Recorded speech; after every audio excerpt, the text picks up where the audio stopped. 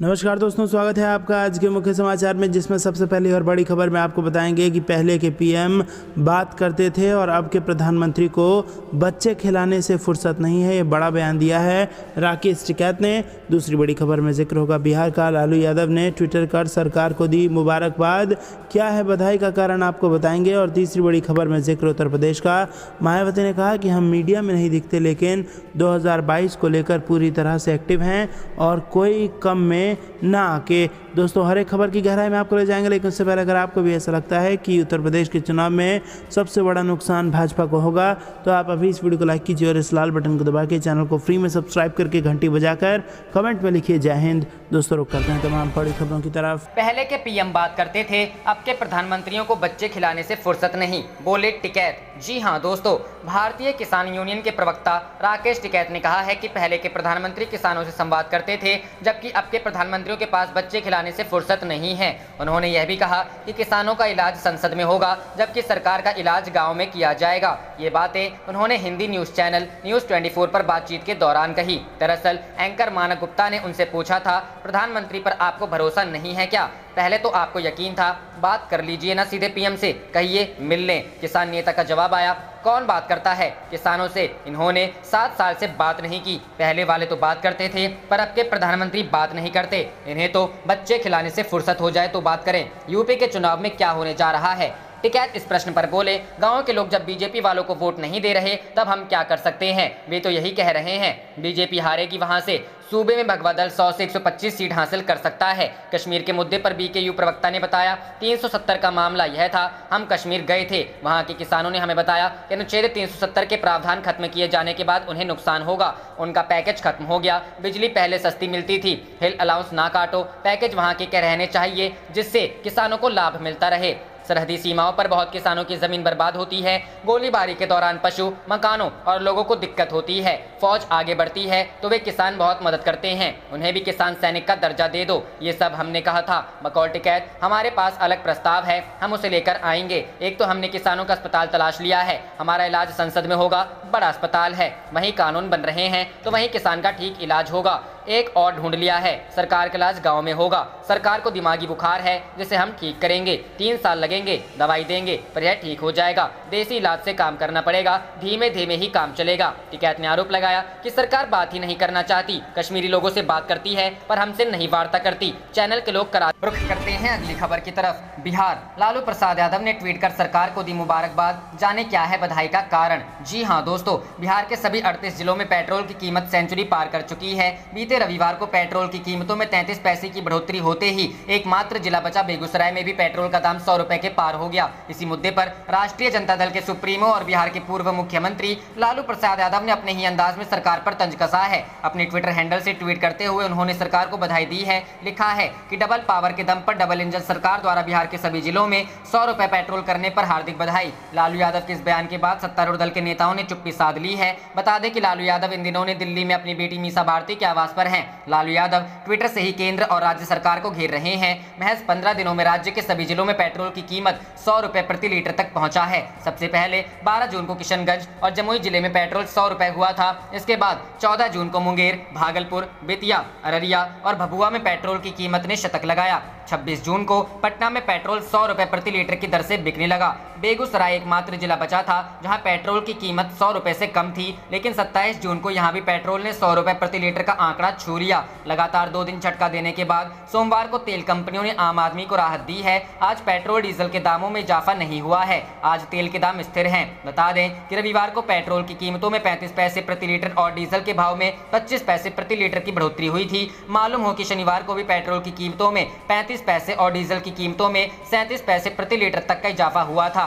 बढ़ती कीमतों की वजह से इस वक्त पेट्रोल डीजल के दाम रिकॉर्ड स्तर पर पहुंच गए। रुख करते हैं अगली खबर की तरफ। मायावती बोली, हम मीडिया में नहीं दिखते, लेकिन 2022 को लेकर पूरी तरह एक्टिव, कोई कम में ना आके। जी हाँ दोस्तों, उत्तर प्रदेश में हर राजनीतिक दल इस समय 2022 के विधानसभा चुनावों की तैयारियों में जुटा है। हर दल की कोशिश है कि वह खुद को पूरी तरह सक्रिय और अगले चुनाव में जीत दर्ज कराकर सरकार बनाने के लिए तत्पर दिखाए, जिससे कार्यकर्ताओं का मनोबल बढ़े और वे अपनी तैयारियों में जुटे रहें। इस बीच सोमवार को बसपा प्रमुख और पूर्व मुख्यमंत्री मायावती ने अपनी और अपनी पार्टी को लेकर विपक्ष पर साजिश रचने का आरोप लगाया। मायावती ने आरोप लगाया कि विपक्षी जानबूझकर जानबूझकर बसपा के कम सक्रिय होने की अफवाह फैला रहे हैं, जबकि वह खुद फरवरी से लखनऊ में हैं और लगातार बैठकें कर रही हैं। उन्होंने यहां तक कह दिया कि भले ही वह मीडिया में कम दिखती हो, लेकिन उन्हें कम न आंका जाए। उन्होंने कहा कि 2022 के चुनाव के लिए हमने अपना नारा दे दिया है कि यूपी को बचाना है और बसपा को सत्ता में लाना है। मायावती ने बसपा समर्थकों को विपक्ष के हथकंडों से सावधान रहने के लिए आगाह किया। उन्होंने पार्टी नेताओं और कार्यकर्ताओं को संदेश दिया कि वो जिला पंचायत अध्यक्ष के चुनाव में अपनी ऊर्जा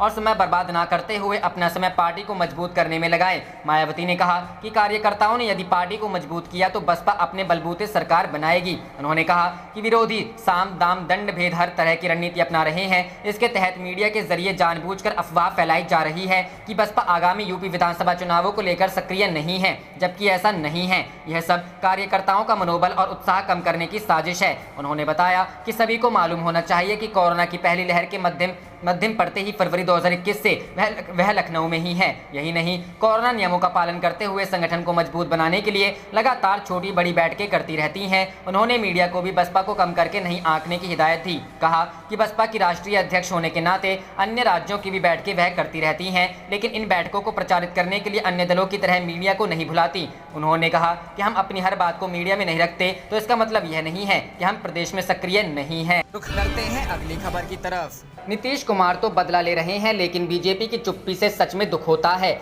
चिराग पासवान को खटक रही है ये बात। जी हां दोस्तों, लोक जनशक्ति पार्टी में जारी घमासान के बीच बिहार में राजनीतिक घटनाक्रम तेजी से बदल रहे हैं। एलजेपी सांसद चिराग पासवान इन दिनों बिहार सीएम नीतीश कुमार पर लगातार निशाना साध रहे हैं। चिराग पासवान ने कहा है कि नीतीश कुमार ने लगातार रामविलास पासवान की लोकप्रियता को कम करने की कोशिश की है। नीतीश कुमार का रवैया हमेशा से ही लोजपा के प्रति बदला लेने वाली भावना की रही है। चिराग पासवान ने कहा है कि जब नेताओं ने उनकी पार्टी छोड़ी तो उन्हें बहुत दुख पहुंचा है। जिन लोगों ने पार्टी को गलत नीतियों से तोड़ने की कोशिश की है वह इसमें नाकाम साबित होंगे। हिंदुस्तान टाइम्स को दिए इंटरव्यू में चिराग पासवान ने कहा, जिन लोगों ने हमारी पार्टी को धोखा दिया है उन्होंने मुझे धोखा नहीं दिया है, बल्कि उन्होंने पार्टी के प्रमुख रह चुके रामविलास पासवान को धोखा दिया है। चिराग पासवान ने कहा, अभी भी पार्टी के सभी लोगों का विश्वास मुझ में है।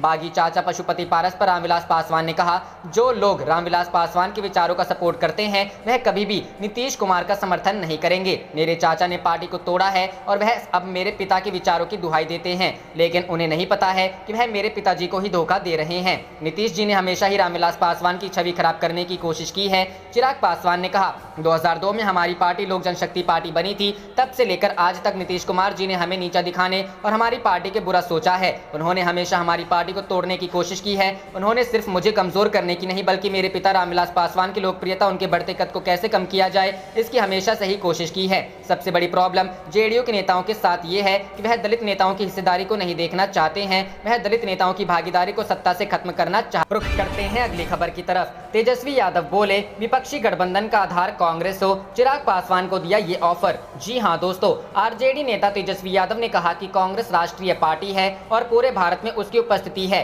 ऐसे में यह स्वाभाविक है कि बीजेपी नीत एनडीए के खिलाफ किसी भी राष्ट्रीय गठबंधन का आधार कांग्रेस को होना चाहिए। राष्ट्रीय जनता दल के नेता ने कहा कि कांग्रेस का 200 से अधिक लोकसभा सीटों पर भाजपा से सीधा मुकाबला है और उसे उन पर ध्यान केंद्रित करना चाहिए। शेष सीटों पर क्षेत्रीय दलों को अग्रणी भूमिका दी जानी चाहिए। राष्ट्रवादी कांग्रेस पार्टी प्रमुख शरद पवार के आवास पर बीते सप्ताह विपक्षी पार्टियों के नेताओं और सिविल इंस्टीट्यूशंस के कई सदस्यों की हुई बैठक के बारे में पूछे जाने पर तेजस्वी ने कहा कि उन्हें नहीं पता कि बैठक में किस विषय पर चर्चा हुई। हालांकि बिहार के पूर्व उप मुख्यमंत्री ने जोर दिया कि सभी समान विचारों वाली पार्टियों को इस सबसे अधिक दमनकारी, विभाजनकारी, अधिनायकवादी और फांसीवादी सरकार को हराने के लिए न्यूनतम साझा कार्यक्रम के तहत एक साथ आना चाहिए। उन्होंने कहा, हमारे नेता ने वर्ष 2014 के चुनाव से पहले चेतावनी देते हुए कहा था कि ये चुनाव तय करेगा कि देश टूटेगा या बचेगा, और अब अधिकतर पार्टियां और हमारे समाज के लोग इससे पहले से कहीं अधिक महसूस कर रहे हैं। यह पूछे जाने पर कि बैठक में कांग्रेस की उपस्थिति नहीं थी और क्या भाजपा का मुकाबला करने के लिए बनने वाले राष्ट्रीय गठबंधन में